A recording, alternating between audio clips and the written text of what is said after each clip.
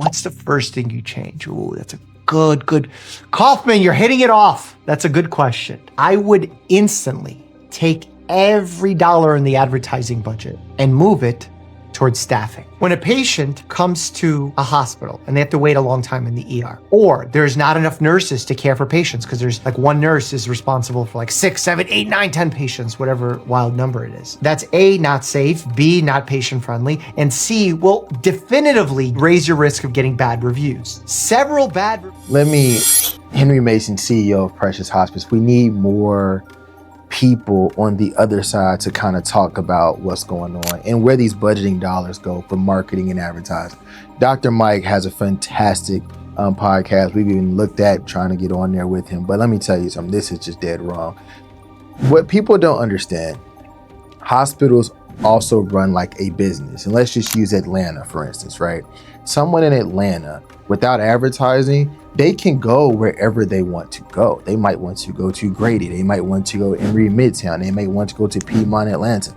They may want to go on the outskirts of some other hospital. The only thing that really separates them is what they specialize in, or, and I'm gonna say it, what type of advertising they have out there. I say one of the greatest hospital campaigns I've seen ever is for people being born in Grady. I wouldn't be here without Grady. It's a fantastic advertising campaign, and I would argue that they are going to produce more babies, not just because of where they are, than any other hospital in the area, simply because they have great advertising. The other part that doctors they don't really understand is that this is not how the money works, right? You all get paid for however you want to look at it, hundreds of thousands of dollars to do a job. That job does not exist without people. If people don't come there, you can't do that job. So how are you going to make sure people can come and do that job if you don't advertise and you don't market your product so people know that you actually exist? I say this all the time.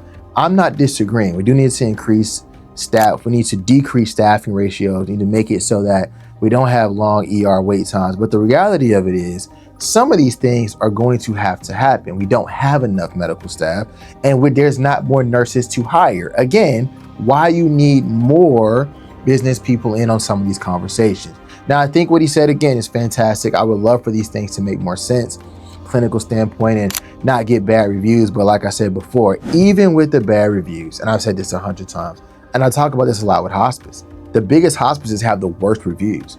Because they put so much money into marketing and advertising, they constantly get new patients. What's right, what's wrong, I don't know. What's your thoughts on that?